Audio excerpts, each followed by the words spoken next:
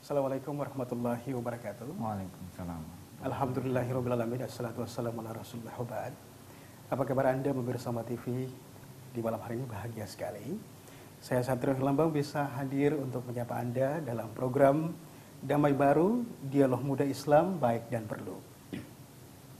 Insya Allah kebersamaan kita kurang lebih 1 jam ke depan, dan tentu kita akan membahas tema yang menarik. Kali ini kita akan membahas tentang pemuda, pendidikan, dan peduli agama. Kita tahu bersama pemirsa Sama TV bahwa menjadi seorang pemuda tentu menjadi sebuah kebanggaan tersendiri bagi kita. Betapa tidak, Al-Quran begitu mengabarkan tentang banyaknya pemuda-pemuda yang begitu memotivasi dan menginspirasi kita. Bahkan di negara kita pun banyak tokoh-tokoh pemuda yang telah berhasil ikut dalam barisan perjuangan dalam rangka memerdekakan Republik Indonesia tercinta ini. Nah, lalu seperti apa pemuda di zaman sekarang? Masihkah mereka peduli terhadap pendidikan dan agama? Ini akan kita bahas bersama dengan narasumber kita, Ustadz Muhammad Agung Baramantia, ST, MT, Master Engineering, PhD. Assalamualaikum Ustadz. Waalaikumsalam warahmatullahi. Bagaimana kabarnya Ustadz? Alhamdulillah. Baik. Alhamdulillah. Ini saya sapa apa nih? Mas Agung, Ustadz Agung, atau Mas saja lebih, karena saja. bicara tentang pemuda Baik. kita sesuai dengan bahasa mereka. Baik. Untuk Anda yang sedang menyaksikan acara kami, tentu kami berharap juga bahwa kondisi Anda di rumah bersama keluarga yang sementara menyaksikan acara kami di malam hari ini juga dalam kondisi yang sama, sehatnya, sebagaimana kami di studio saat ini. Bicara soal pemuda, pendidikan, dan peduli agama, sebagaimana tema ini Ustadz. Apa yang ingin Ustadz gambarkan tentang tema ini? Iya. Ya, silakan. Ketika kita mendengar tentang kata-kata pemuda, kemudian pendidikan dan peduli agama, maka pada malam hari ini saya ingin sharing sedikit tentang pemuda itu seharusnya tahu tentang tujuan mau kemana dia. Jadi dia harus menyadari bahwasanya hari ini dia itu sedang melakukan tugas-tugas besar, yang mana tugas-tugas besar ini akan hadir ketika saatnya dia menggantikan generasi yang tua. Sehingga misalkan saat ini umur kita atau umur pemuda saat ini 15 sampai 20 sampai 25 tahun, maka kemudian mereka harus kemudian bisa membayangkan apa yang terjadi 10, 20 sampai 30 tahun depan. Sehingga di sini penggambaran masa depan mereka itu kalau sudah tergambar bagus di benak pemuda, maka biasanya mereka akan meniti jalan ini lebih terarah lagi. Misalkan ketika dia mencanangkan dirinya, dia pengen jadi ilmuwan A di bidang A, itu dia harus tempuh selama 10 sampai 20 tahun, maka sekarang dia harus kemudian memulainya.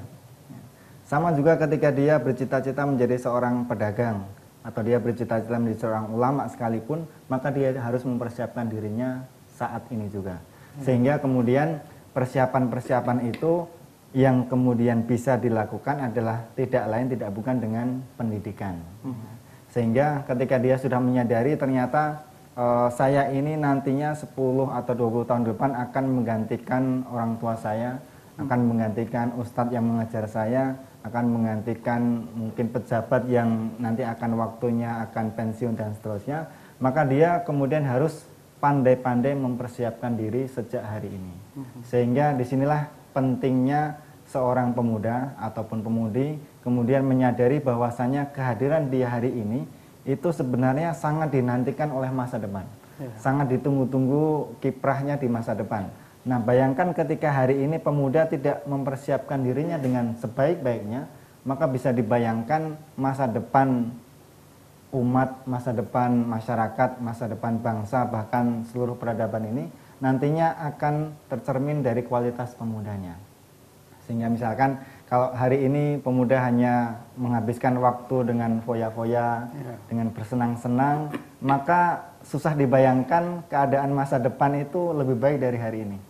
Sehingga di sini saya ingin menyampaikan bahwasanya ketika kita sudah tahu tentang tujuan, dan mau apa kita itu nanti di masa depan, maka kita harus pandai-pandai mempersiapkan sejak sekarang. Dan kalau tentu saja kita mengarahkan kepada semua pemuda, tujuan masa depan adalah perbaikan bagi masyarakat, peningkatan taraf hidup dan lain sebagainya, maka itu yang harus kemudian dipersiapkan. Itu satu yang pertama. Sehingga ketika kita apapun cita-citanya, tentu saja Islam mengarahkan agar cita-cita itu sesuai dengan Al-Quran dan As-Sunnah, sebagaimana generasi pendahulu umat ini mencanangkannya, maka kemudian kita harus mensinergikan dengan itu semua. Nah, sekarang kemudian bagaimana agar panduan cita-cita itu terarah baik dan benar. Maka alhamdulillah kita memiliki agama yang paripurna, sempurna, komprehensif. Dia tidak hanya mengatur level pribadi, tapi juga masyarakat. Dia kemudian bisa mengatur masa lalu, mengabarkan masa lalu. Dia kemudian agama bisa mengarahkan apa yang harus dilakukan saat ini. Dan agama juga kemudian bisa mengarahkan kemana dia akan bertujuan. Sehingga di sini peran agama itu sangat-sangat penting di dalam mengarahkan cita-cita pemuda. Maka agama kita Islam kemudian menggambarkan bahwasanya cita-cita tertinggi seorang muslim itu adalah masuk surga. Bahkan ketika berbicara tentang pemuda, di mana pemuda ini mesti punya keluarga, punya bapak, punya ibu, punya adik, punya kakak dan lain sebagainya, maka cita-citanya tidak hanya masuk surga seorang diri, tapi kemudian masuk surga sekeluarga. Sehingga disinilah cita-cita tertingginya. Kemudian ketika dia menurunkan cita-cita ini ke alam dunia, misalkan tadi dia menjadi seorang profesor, dia menjadi seorang ilmuwan, maka jadilah profesor, jadilah ilmuwan yang dipandang baik oleh agama. Sehingga prestasi-prestasi yang dia capai saat di dunia ini kemudian bisa bermanfaat di akhirat. Jadi misalkan dia menemukan suatu penemuan baru, tetapi penemuan baru ini kemudian bermanfaat bagi masyarakat, tidak merusak. Misalkan menemukan racun dan seterusnya, itu kan secara dohir dia penemuan, tetapi penemuan yang buruk. Atau misalkan dia menemukan teknologi, tapi teknologinya kemudian digunakan untuk menyiksa manusia ataupun kemudian memutus tali persaudaraan manusia. Nah, itulah peran agama di situ terpenting dilaksanakan sehingga bisa mengarahkan cita-cita itu. Sehingga disinilah di awal-awal ini kami ingin sampaikan kepada pemirsa Umat TV bahwasanya pemuda ini kehadirannya sangat dinantikan oleh masa depan. Maka bagaimana dia merancang hari ini step by step, tahun dengan setahun, 10 tahun, 20 tahun, itu adalah penting. Nah, untuk bisa merancang ini maka pendidikan itu menjadi satu hal yang sangat-sangat urgen sekali. Jadi ketika berbicara tentang pendidikan, jangan terbayangkan pendidikan harus formal. Tetapi namanya pendidikan, ilmu pengetahuan, transfer ilmu dan transfer adab itu bisa dilakukan di mana saja. Sehingga kemudian disinilah pentingnya agar pendidikan yang cukup, ilmu bermanfaat yang cukup, itu nanti akan memastikan seorang pemuda itu meraih cita-citanya. Nah, kemudian dalam perjalanan ini peran agama juga sangat-sangat sentral, krusial untuk mengarahkan pendidikan mana yang dibutuhkan olehnya, tidak hanya di dunia tetapi kemudian di akhirat. Sehingga cita-cita mulianya tadi masuk surga, bahkan masuk surga sekeluarga, bahkan kemudian menjadi sebab masuk surganya keluarga besar maupun masyarakatnya, itu kemudian menjadi panduan yang sangat luar biasa sekali. Saya kira itu sekedar pengantarnya dulu. Iya, subhanallah, singkat, padat, namun sangat jelas buat kita pemirsa Umat TV. Baik, seperti apa Mas Bram melihat kondisi para pemuda kita di zaman ini?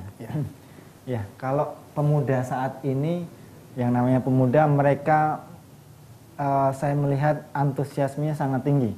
Karena seorang pemuda itu dikatakan pemuda karena dia cuma punya bekal satu, yaitu semangat. Semangat. Dia harta belum punya, dia kedudukan belum ada, dia mungkin juga link juga masih belum banyak, maka yang dia miliki saat ini adalah semangat. Sehingga kalau saya melihat hari ini, semangat pemuda itu ada beberapa di antara mereka yang sudah terarahkan dengan benar, tapi ada beberapa mereka yang kemudian belum terarahkan dengan baik dan benar.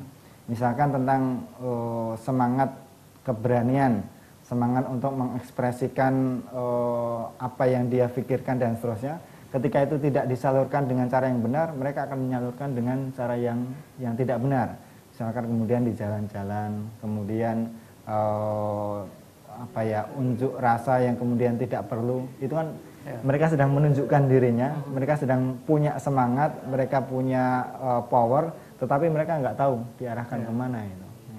Contoh kecil misalkan dia senang kebut-kebutan, tapi karena tidak terwadahi dengan media yang benar, dia kemudian kebut-kebutan di jalan, akhirnya menyusahkan banyak orang.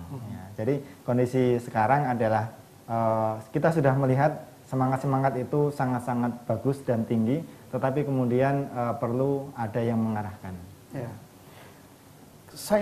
Saya tidak tahu apakah memang media tidak mengekspos pemuda-pemuda yang berprestasi, tetapi paling banyak sekali media itu mengekspos kebrutalan pemuda, begalnya pemuda dan sebagainya.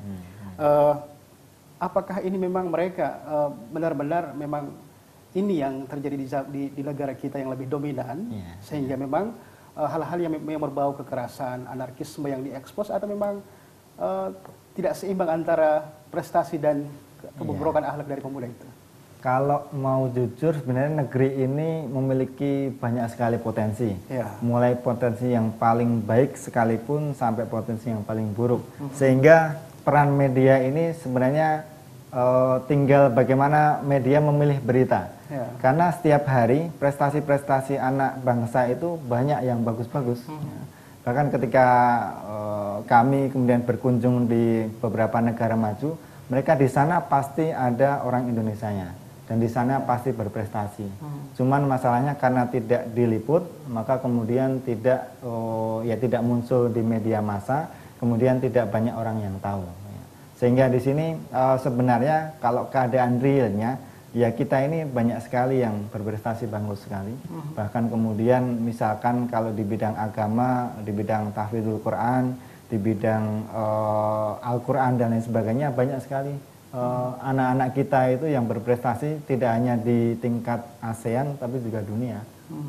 Kita masih ingat ada Hafiz cilik itu juga dari Indonesia. Betul, Ustaz. Ya. Lalu sepenting apa, Ustaz, Mas Bram, pendidikan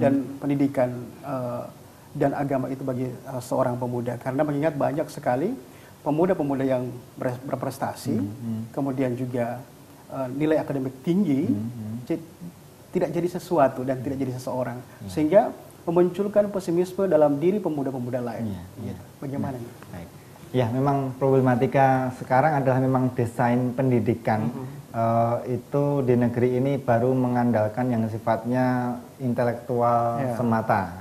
Jadi mereka belum menyentuh sampai ke adab, sampai ke akhlak, sampai ke mental, ruhiyah itu. Sehingga yang terjadi adalah ketika mereka memiliki prestasi, tapi prestasinya itu hanya prestasi duniawi belaka, itu ya akhirnya yang namanya prestasi dunia itu tidak bertahan lama.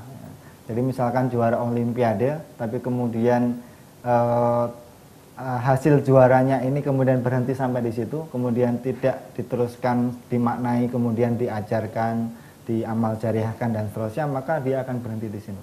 Sehingga disinilah saya menganggap prestasinya sudah bagus. Jadi negeri ini Masya Allah sangat luar biasa sekali potensi anak mudanya.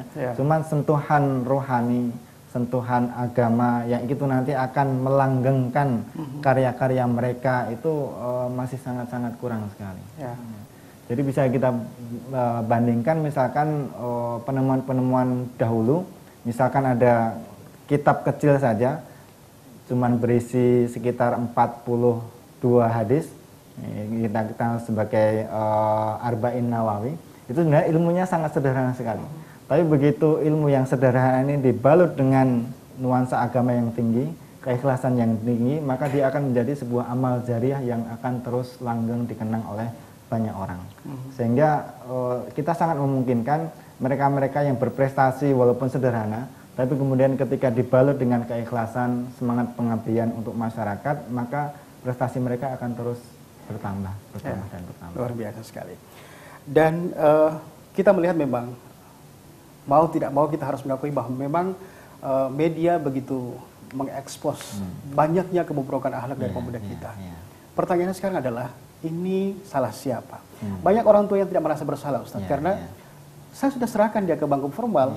Banyak juga guru-guru yang merasa bahwa dia tidak 10 hari di bangku formal di sekolah atau di kampus. Ini gimana Ustaz melihatnya? Iya, jadi kalau melihat siklus pendidikan anak-anak kita atau pemuda kita, itu biasanya kita hanya berkutat pada kehidupan mereka di rumah, di mana ini orang tua sebagai tanggung jawab, dan kehidupan mereka di sekolah, di mana guru dan segala macam perangkatnya itu kemudian bertanggung jawab. Padahal di sana ada peran ketiga yang itu sangat penting sekali, yaitu lingkungan. Jadi lingkungan ini yang kadang lepas dari perhatian orang tua dan lepas dari perhatian guru ataupun sekolah.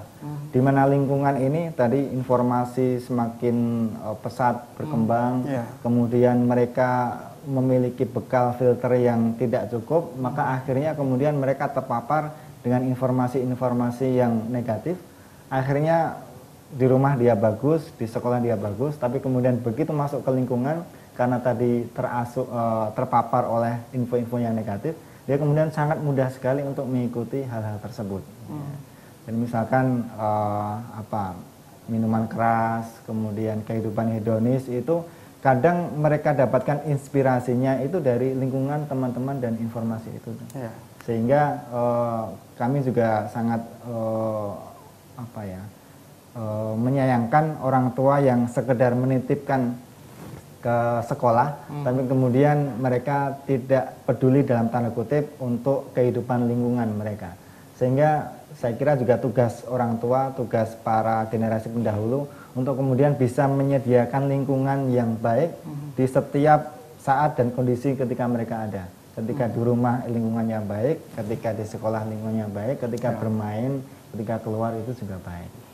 Lalu menjadi sebuah solusikah ketika kita membatasi ruang lingkup anak, misalnya dengan memberi solusi homeschooling semisal atau pesantren-pesantren semisal yang memang harus diasramakan atau gimana nih?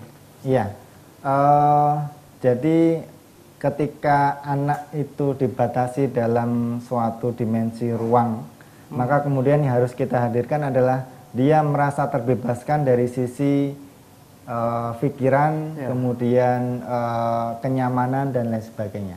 Sehingga tidak ada masalah misalkan kita menempuh cara homeschooling atau memasukkan ke pondok pesantren dan lain sebagainya, asalkan itu sesuai dengan psikologi ataupun pertahapan ketika dia masuk ke situ. Jadi misalkan ketika homeschooling, maka kita kemudian menyediakan sarana-sarana untuk mereka bisa bersosialisasi. Nah, inilah peran pemuda ketika kemudian memilihkan teman bergaul dan lain sebagainya. Kadang di awal-awal itu kita perlu mengarahkan, tapi kemudian ketika mereka sudah mendapatkan polanya, maka mereka akan enjoy di situ dan bisa mengembangkan ke yang lainnya. Dan ini sangat diterapkan oleh para pendahulu kita. Jadi misalkan keempat imam yang besar itu Imam Syafi'i, Imam Malik, Imam Hambali dan Imam Hanafi, itu maka kemudian ketika dilihat pergaulan masa kecilnya, mereka juga masuk ke pondok pesantren, tetapi kemudian di area bermain dan lingkungan mereka yang sudah terjaga itu, mereka merasa enjoy di situ. Sehingga secara psikologis mereka tumbuh dengan baik, keilmuan mereka juga baik, akhirnya mereka menjadi orang-orang yang baik di masa depannya itu. Banyak pemuda-pemuda yang berprestasi, ya Ustaz. Kemudian banyak juga persoalan-persoalan pemuda yang dihadapi oleh para pemuda, cukup kompleks malah. Kira-kira apa solusi-solusi dari berbagai persoalan pemuda yang mereka sedang hadapi? Jadi begini, pemuda itu biasanya mereka akan ketika pijakannya itu tidak kuat, mereka akan mengikuti arus. Biasanya kemudian yang terjadi adalah mereka suka membentuk geng-geng atau grup-grup. Nah, maka kemudian menurut saya solusi yang kemudian perlu kita hadirkan adalah bagaimana mengarahkan lingkungan ini, mengarahkan lingkungan ini. Akhirnya kemudian kembali ke dakwah. Jadi dakwah itu adalah meluaskan kebaikan ke semua elemen masyarakat, terutama di pemudanya. Sehingga ini adalah merupakan peran dari Islam, peran dari dakwah, bagaimana agar kemudian memberikan perhatian yang cukup serius bagi pemudanya, Karena baik buruknya pemuda ini adalah taruhan kita di masa depan. Ya.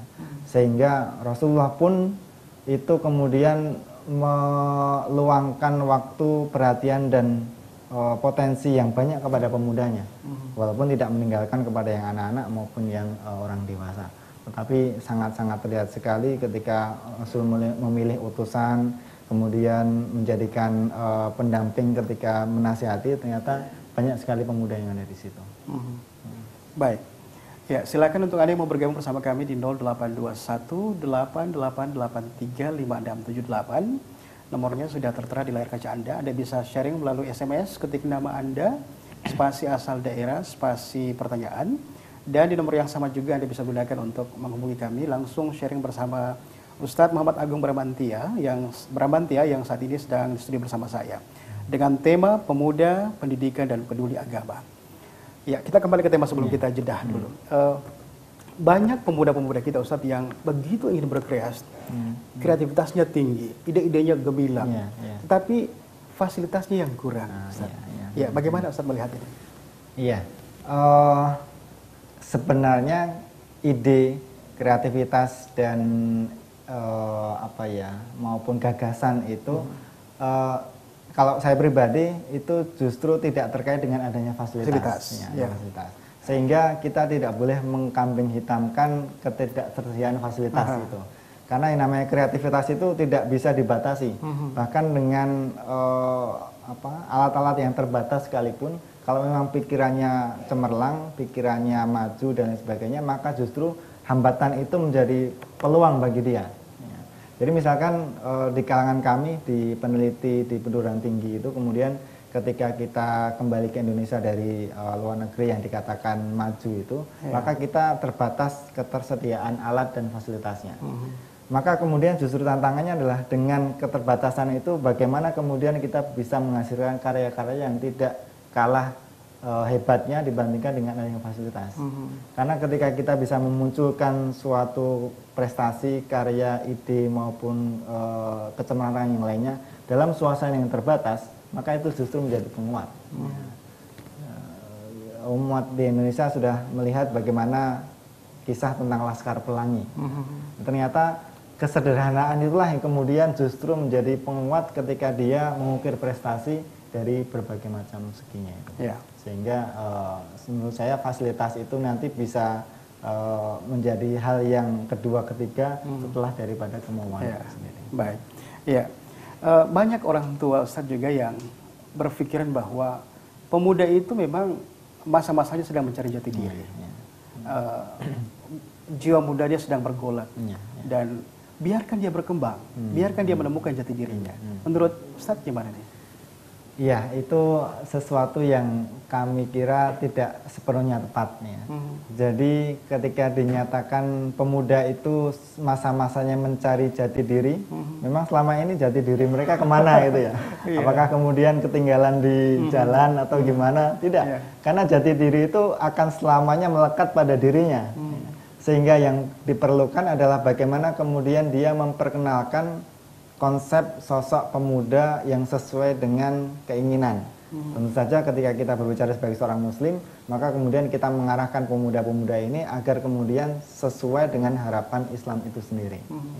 Sehingga ketika data ini disampaikan atau persepsi itu tadi disampaikan, itu memang karena kiblatnya atau datanya memang dari dalam barat. Jadi barat bagaimana hari ini mengalami problematika tentang pemuda dengan segala macam hedonismenya, kemudian dia kehilangan jati diri, itu memang terjadi di barat. Tetapi kalau kita kemudian berkaca kepada Islam atau bahkan kepada negeri-negeri Islam hari ini, ternyata masalah itu tidak terlalu serius. Jadi misalkan kita survei para pemuda di Mekah, di Madinah ataupun di Syam hari ini, itu ternyata masalah itu tidak ada. Sehingga ini hanyalah merupakan persepsi kita, dan jangan sampai persepsi yang buruk itu kemudian menjalar kepada anak-anak kita, sehingga karena dia setiap hari dikatakan kehilangan jati dirinya, maka mereka kehilangan betulan. Tapi begitu kemudian diarahkan, Anda ini sudah balik, maka kemudian ada beban ini dan itu, kemudian ketika beban ini tidak dilaksanakan dengan baik, maka ada akibat seterusnya dan seterusnya, maka mereka akan belajar dari situ. Sehingga jati diri itu menurut kami tidak hilang, tetapi kemudian perlu dikuatkan saja sesuai dengan Islam. Ya, baik. Ya, dan pemirsa Mat TV, kami akan segera kembali untuk Anda sesaat lagi.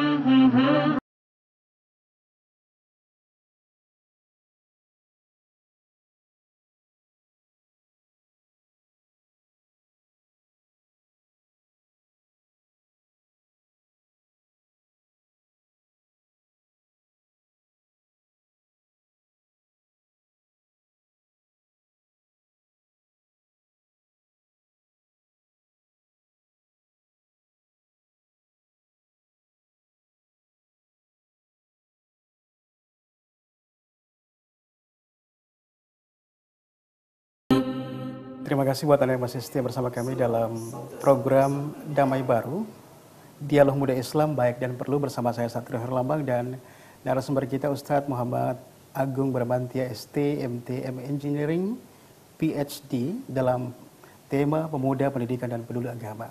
Ya, kita layani dulu, saya yang sudah masuk Ustadz. Ada Pak Haryanto di Sinjai. Iya. Assalamualaikum Ustadz. Waalaikumsalam. Melihat di zaman sekarang, anak muda itu sepertinya kurang perhatian dari orang tuanya. Sehingga banyak pemuda yang kurang tertarik dengan agama. Bagaimana solusinya? Karena kalau di sekolah, pelajaran agama 2 atau 3 jam saja dalam sepekan. Ya, silakan Ustaz. Saya menggarisbawahi sekarang ini anak muda kurang mendapatkan perhatian. Ya. Nah, sebenarnya itulah inti permasalahannya. Jadi ketika pemuda ini tidak diperhatikan, maka mereka kemudian seolah-olah mencari perhatian. Nah, maka ketika mereka mencari perhatian atau ingin menjadi pusat perhatian, kemudian ditunjukkan dengan perilaku-perilaku yang mereka anggap bisa menarik perhatian. Jadi misalkan kemudian dia hiperaktif, dia kemudian nakal kepada teman-temannya, dia kemudian sampai ke tindakan kriminal, itu sebenarnya dia ingin menunjukkan bahwasanya ini loh, saya ingin diperhatikan, saya itu melakukan ini dan itu ingin mendapatkan apresiasi dan seterusnya. Sehingga di sini yang pertama dan utama itu kembali kita sebagai seorang tua, maka kita harus bisa memberikan perhatian yang lebih kepada mereka. Ya.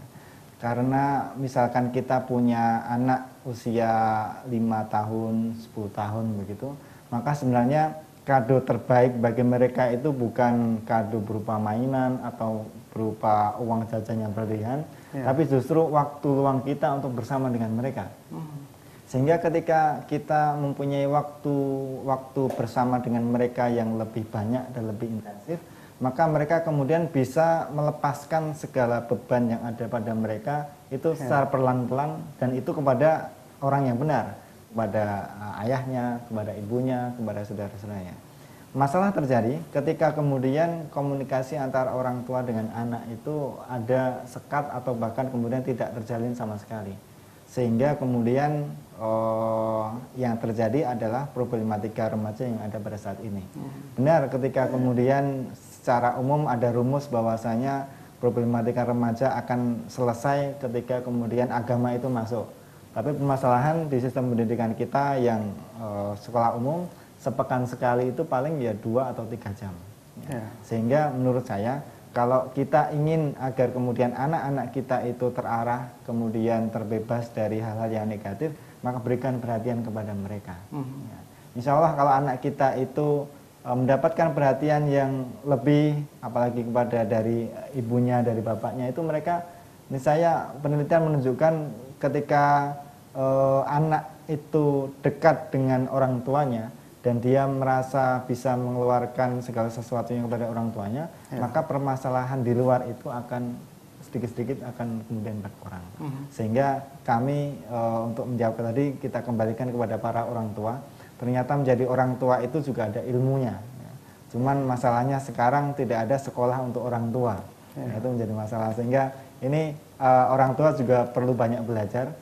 Sehingga kemudian ketika dia tahu ilmunya, maka dia bisa menerapkan kepada anak-anaknya.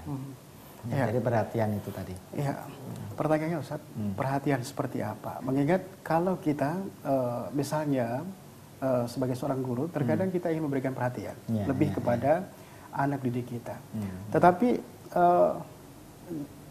saat ini ketika kita memberikan perhatian dalam hal agama semisal, dengan mengaktifkan kajian-kajian kampus semisal, dicurigai, rohis diboikot, kemudian juga ada isu usulan penghapusan pelajaran agama, dilarangnya baca doa di awal belajar, kemudian juga bahkan dilarangnya menggunakan ayat-ayat Al-Quran dalam makalah-makalah tertentu, Ustaz. Lalu bagaimana pemuda yang perhatian seperti apa yang harus kita dalam kondisi seperti ini? Baik, bagus sekali pertanyaannya. Jadi kalau saya itu meyakini segala sesuatu yang keluar dari hati itu nanti pasti akan sampai ke hati juga. Sehingga perhatian yang harus kita keluarkan itu memang harus benar-benar tulus dari dalam hati kita, dari kesadaran kita, dan memang benar-benar itu jujur dan ikhlas. Sehingga ini nanti yang namanya hati itu merupakan rahasia Allah Subhanahu Wa Taala. Maka ketika kita melakukan dengan ikhlas, jujur dan lain sebagainya, insya Allah akan Allah sampaikan di situ. Itu landasannya dulu, landasan bersikapnya dulu, landasan berpikirnya. Sehingga ketika misalkan guru itu menyalami, senyum, kemudian menyapa, kemudian sampai berjabat tangan, mengelus ataupun menepuk itu, ketika itu berasal dari nurani sang guru sendiri ketika kemudian memberikan perhatian, atau sang ayah atau ibu kepada anaknya, maka insya Allah itu akan kemudian sampai kepada anak-anak kita ataupun anak didik kita. Itu yang pertama. Kemudian yang kedua, ketika itu sudah dilakukan, maka kemudian tadi ada hambatan-hambatan ketika ternyata agama dalam tanda kutip itu kemudian menjadi momok hari ini. Jadi misalkan ketika ada mau rajin pengajian sedikit kemudian dicurigai ini fundamentalis dan seterusnya. Maka ini perbaikan harus dari dua sisi. Dari si pelaku kita sendiri dan juga dari sisi sistemnya. Nah, tinggal dari mana kita kemudian bisa berdiri saat ini. Kalau kita sebagai orang-orang yang memegang amanah di sistem, maka ya kita sebaiknya membuat sebuah sistem yang tidak bertentangan dengan syariat Islam. Artinya misalkan tadi doa itu adalah merupakan tuntunan Islam, maka sebisa mungkin doa-doa itu kemudian kita terapkan pada setiap aktivitas anak-anak kita. Itu kalau kita sebagai seorang yang punya kebijakan, punya power dan sebagainya, atau kita memiliki akses kepada si pembuat kebijakan itu, kita memberikan nasihat kepada mereka. Kalau kemudian kita berdiri pada si yang penderita dalam kutip akibat kebijakan itu, ya mau tidak mau kita menerapkan kaidah tidak ada ketaatan terhadap makhluk ketika bermaksiat kepada Allah Subhanahu Wa Taala. Sehingga ketika kemudian kita mendapatkan tantangan-tantangan itu, dan kalau itu memang sudah sangat keterlaluan, ya kita kemudian bismillah, ya kita tidak perlu menuruti aturan itu, tetapi kemudian kita memberikan memberikan penjelasan, memberikan nasihat itu dengan sebaik-baiknya. Sehingga ada dua sisi, dari sisi sistem maupun dari sisi pelaku kita sendiri. Baik, kita ke hamba Allah nih di Makassar. Assalamualaikum Ustaz. Saya mau bertanya nih, bagaimana sih kalau ada orang tua yang selalu mengatur-ngatur impian anak? Kalau misalnya sang anak mau jadi dokter, tapi orang tua pilihannya lain misalnya. Ini bagaimana Ustaz? Karena si anak ini jadi tidak bersemangat dalam menuntut ilmu. Silakan. Baik. Ya, itu memang permasalahan sendiri ya. Jadi kalau tadi pertanyaannya adalah orang tua sangat ingin anaknya menjadi baik dengan kemudian dia memberikan perhatian dan seterusnya. Nah sekarang ini dari sisi anaknya. Ternyata anaknya itu mendapatkan hambatan ketika dia bercita-cita ataupun menentukan pilihan dan lain sebagainya. Maka ya sekarang bukan zamannya Siti Nurbaya katanya. Jadi sekarang kita harus menyadari orang tua itu ketika kita hendak mengarahkan anak, maka tidak bisa kemudian kita bertangan besi. Kita harus kemudian memunculkan dialog dan lain sebagainya. Pun ketika kemudian kita sebagai seorang anak, maka ketika kita itu memiliki cita-cita, dan kalau cita-cita itu baik, maka ketika dikomunikasikan dengan baik, maka orang tua insya Allah akan paham. Karena tidak ada orang tua di dunia ini yang pengen anaknya itu jelek, pengen anaknya itu kemudian dijerumuskan kepada cita-cita yang buruk. Hanya saja ketika persepsi orang tua dengan persepsi si anak itu berbeda, maka yang terjadi adalah miskomunikasi tadi. Si anak menganggap dokter itu adalah pilihan yang baik, sedangkan si bapak itu mengatakan dokter bukan pilihan yang baik. Ini kan masalah persepsi. Nah, ketika itu kemudian dialog itu bisa dibangun, maka insya Allah persepsi-persepsi itu bisa disamakan. Ya. Jadi kalau tadi yang bertanya adalah seorang anak, maka mulailah membuka komunikasi, menjelaskan dengan sebaik-baiknya, pelan-pelan dan seterusnya kepada sang ayah atau kepada sang ibu, bahwasanya pilihan ini adalah pilihan yang terbaik. Tapi begitu nanti proses dialog ternyata masukan dari orang tua itu lebih baik, ya kita sebagai seorang anak ya mau tidak mau harus menerima pilihan yang lebih baik daripada itu, karena kita secara sadar diberikan nasihat ternyata itu jelek dan seterusnya. Sehingga dalam menjawab pertanyaan ini kami mintakan kepada seluruh anak-anak dimanapun yang berada itu, ketika kita punya keinginan, ketika kita punya pilihan yang seolah-olah itu berbeda dengan orang tua, maka komunikasikanlah dengan baik. Insya Allah dengan komunikasi itu semua permasalahan bisa sedikit banyak terselesaikan. Ya. Baik, terima kasih Ustaz. Kemudian ada Pak Ramdan, ini saya nggak tahu apakah pemuda atau orang tua. Ramdan di Jogja, bagaimana cara pemuda Islam mampu menjadi pemimpin bangsa ini dan merubah keadaan umat ini di tengah kondisi pendidikan umum yang mengarahkan kita pada kejauhan dari agama. Baik, ya. Jadi bagaimana caranya agar pemuda sekarang ini menjadi pemimpin? Ya. Nah, saya teringat dengan sebuah doa yang insya Allah ini akan doanya selalu diingat oleh para orang tua kepada anaknya, para generasi pendidik yang senior kepada juniornya. Doa Rabbana hablana min azwajina wa dzurriyyatina qurrata a'yun waj'alna lil muttaqina imama. Kita berdoa kepada Allah Subhanahu wa taala agar Allah menjadikan pasangan kita dan anak keturunan kita itu menyejukkan pandangan mata. Kemudian yang terakhir itu adalah kemudian waj'alna lil muttaqina imama, dan jadikanlah kami itu adalah pemimpin bagi orang-orang yang bertakwa. Ternyata di doa itu cita-cita dari orang tua adalah menjadikan anak keturunannya itu adalah seorang pemimpin. Nah, ternyata di dalam doa itu untuk mewujudkan pemimpin, ternyata doanya adalah dimulai dari pasangan. Ya. Sehingga awalnya itu adalah min azwajina, maka kemudian untuk bisa melahirkan pemimpin-pemimpin masa depan, maka dalam mencari pasangan itu kemudian harus berpandukan dengan Islam. Ya, seperti itu. Kemudian baru nanti membina rumah tangga dan seterusnya, dan kemudian akan lahir pemimpin.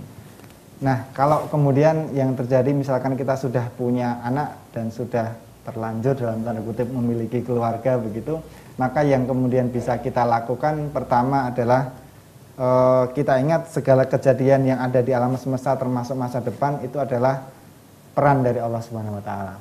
Maka kemudian kita tidak boleh lepas meminta kebaikan kepada Allah Subhanahu wa taala. Jadi ketika kita pengen anak kita menjadi soleh, anak kita menjadi pemimpin, anak kita menjadi baik, maka doa ini tidak boleh lepas. Kemudian yang kedua adalah mengarahkan anak-anak kita dengan inspirator-inspirator yang sekiranya itu sesuai dengan alam mereka. Jadi sekarang banyak sekali pemuda-pemuda yang memiliki idola, tetapi idolanya itu tidak terarahkan dengan baik dan benar. Ya. Sehingga misalkan kalau idolanya pemain sepak bola, pemain band, artis dan seterusnya, maka sikap mereka juga pasti akan ke arah sana. Nah, ketika kita kemudian bisa menghadirkan sosok-sosok idola sebagaimana Rasulullah, misalkan para sahabat, kemudian para tokoh-tokoh Islam baik itu di tingkat nasional maupun di tingkat dunia, maka insya Allah itu akan kemudian bisa menjadikan panduan bagi mereka. Sehingga saya kira itu. Ya. Kita kembali ke agama yang zaman ini sudah menjadi momok bagi masyarakat secara umum, termasuk di dunia pendidikan.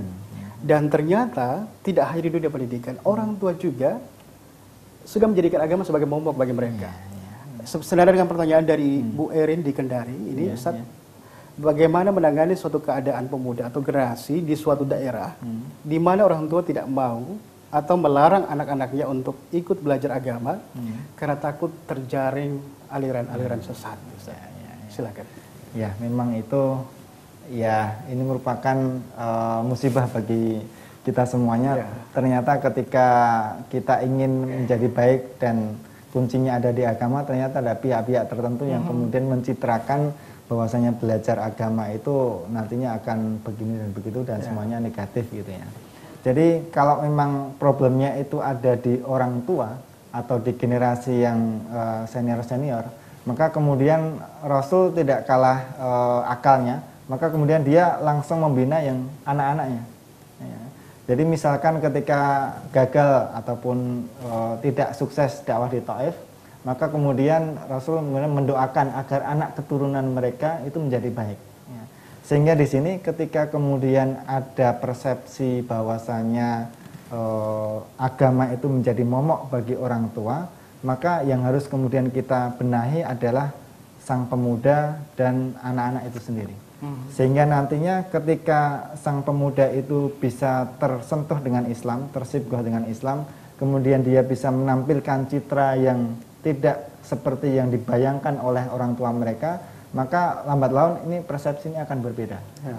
Jadi misalkan dulu misalkan saya ketika SMA itu kemudian giat-giat belajar agama, kemudian ternyata orang tua tidak terlalu setuju karena kalau beragama itu ya yang biasa-biasa saja.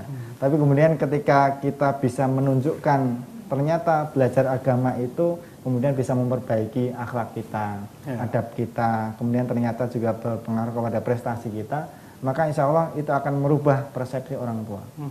Nah, sehingga di sini juga merupakan suatu tantangan bagi pemuda-pemuda hari ini yang notabene mereka itu adalah aktivis-aktivis Islam. Bagaimana kemudian agar bisa mengubah image bahwasanya belajar agama itu horor penuh dengan ketakutan, itu dirubah dengan image mereka bahwasanya ketika dia aktif di agama kemudian memperjuangkan agama Allah Subhanahu wa taala, maka hati mereka semakin lembut, sifat mereka semakin, akhlak mereka semakin mulia, bakti mereka kepada orang tua semakin tinggi, maka itu adalah merupakan diplomasi yang lebih efektif daripada kita berbusa-busa di depan banyak orang. Karena satu tindakan, satu contoh bukti yang efektif itu akan lebih bagus daripada sekian ribu kata dan sekian ribu. Sehingga untuk melawan arus Islamophobia ini memang harus dimunculkan dari umat Islam itu sendiri yang menunjukkan bahwasanya tidak seperti yang dituduhkan itu. Baik. Ya. Tidak dapat dipungkiri Ustaz bahwa di zaman Nabi begitu banyak pemuda-pemuda yang luar biasa, sahabat dan sahabi yang luar biasa, yang lahir dari tarbiyahnya Rasulullah SAW. Saat itu memang konsep pendidikan murni agama, tetapi di zaman ini terjadi dikotomi antara pendidikan umum dan pendidikan agama. Dan pemuda kita cenderung ke pendidikan umum ketimbang agama, karena memang mereka merasa bahwa pendidikan umum lebih bebas berkreasi daripada pendidikan agama yang monoton dan tidak bisa bebas bergerak. Bagaimana Ustaz melihatnya? Iya, kalau memang kita kemudian membandingkan dengan zaman Nabi, itu memang persepsi bahwasanya di zaman Nabi itu lebih mudah, lebih sederhana, lebih tidak banyak tantangannya, itu juga tidak benar ya. Jadi kita ingat di zaman Nabi mereka juga menghadapi dua kekuatan adik kuasa yang hebat saat itu. Romawi dengan Persia itu dengan segala macam hegemoni, baik itu informasi dan lain sebagainya, itu juga menjadi tantangan di zaman Nabi. Tapi dengan segala macam tantangan itu, peran-peran Nabi yang terejawantahkan pada hadis-hadis dan kemudian sirah nabawiyah itu bisa mengatasi semuanya. Sehingga kalau kita ingin menyelesaikan problem hari ini, maka ya kita bertanyanya kepada Nabi Muhammad SAW, bagaimana dia kemudian bisa menghadirkan generasi-generasi yang cemerlang dan dibutuhkan umat saat itu. Kalau kemudian kita kembali saat ini, misalkan memang sekarang itu zaman liberalisasi itu sangat-sangat dahsyat sekali. Diawali dengan sebuah tesis ataupun sebuah asumsi bahwasanya kita akan maju ketika kita meninggalkan agama. Jadi agama itu dipersepsikan jumud, agama itu dipersepsikan kolot, kemudian tidak banyak inovasi dan lain sebagainya, maka itu yang kemudian harus segera dikikis. Nah, persepsi itu akan semakin menguat ketika informasinya kita berasal dari barat terus. Nah, informasi itu akan kemudian bisa berimbang ketika kemudian kita bisa menghadirkan ternyata Islam itu tidak seperti itu. Ya. Islam itu tidak membatasi kreativitas, Islam itu kemudian tidak menjadikan orang itu jumud, kolot dan lain sebagainya, tapi Islam itu kemudian dinamis pada berbagai sisinya. Ya, sehingga baik. itu. Terakhir, Ustaz, apa efek baik dan buruknya pemuda di zaman ini bagi masa depan? Ya. Ya. Ya, jadi seperti tema kita bahwasanya pemuda itu baru bisa kita rasakan dampak realnya ketika mereka sudah memegang amanah, dan itu adalah terjadi pada masa depan 10-20 tahun ke depan ya. Dulu kita mungkin yang senior-senior ini merasakan ketika menjabat sebagai di tingkat lingkup yang kecil maupun lingkup kenegaraan, mereka dulu juga bukan apa-apa ya. Bahkan mungkin mereka dulu juga pandai berdemo dan seterusnya, tapi ketika mereka di zaman itu diberikan amanah, maka mereka kemudian merasakan betapa beratnya amanah itu. Sehingga di sini kami ingin menekankan kepada para pemuda maupun kepada mereka-mereka yang hendak mempersiapkan generasi muda di masa depan, maka berikanlah yang terbaik kepada pemuda hari ini. Karena kalau kita tidak akan memberikan yang terbaik hari ini, maka kita akan menyesal di kemudian hari. Ketika kita tidak menyiapkan anak-anak kita untuk menghadapi zaman masa depan, kita nanti akan menyesal dan menangis di masa depan. Oleh karena itu pentingnya pembekalan pendidikan, kemudian disinergikan dengan pendidikan agama, di mana kalau pendidikan agama itu baik dan benar, maka insya Allah yang terjadi bukan persepsi negatif, tetapi justru kemuliaan, adab yang bagus, dan kecemerlakan yang akan kemudian kita dapatkan. Baik, subhanallah. Dan pemirsa Umat TV, menarik sekali apa yang kita bahas di malam hari ini, tapi sayang sekali tadi batas waktu. Terima kasih Ustadz Agung atas kehadirannya di malam hari ini. Mudah-mudahan bisa bersua kembali di lain waktu dan kesempatan. Dan kita doakan semoga beliau sehat, tetap semangat dalam aktivitas, dan tentunya diberikan umur yang panjang dalam ketaatan, insyaallah. Juga kami ucapkan terima kasih kepada pemirsa Umat TV yang sudah berpartisipasi aktif bersama kami di malam hari ini. Di line SMS, terima kasih ada Ibu Erin di Kendari, ada Pak Amas di Manggala, kemudian hamba Allah di Makassar, dan beberapa penanya lainnya. Dan insya Allah kita akan bersua kembali untuk program Damai Baru Dialog Muda Islam Baik dan Perlu di pekan depan, tentunya dengan narasumber yang berbeda dan tema-tema yang berbeda. Sekali lagi terima kasih Ustaz atas waktunya, dan saya Satrio Helambang mewakili narasumber kita dan seluruh kerabat kerja bertugas di malam hari ini pamit undur diri dari hadapan Anda. Sebelumnya kami ucapkan terima kasih kepada seluruh pengelola TV kabel yang juga sudah ikut merilai acara kami di malam hari ini. Semoga Allah membalasnya dengan sebaik-baik balasan. Wassalamualaikum warahmatullahi wabarakatuh. Umat TV, cahaya umat Anda.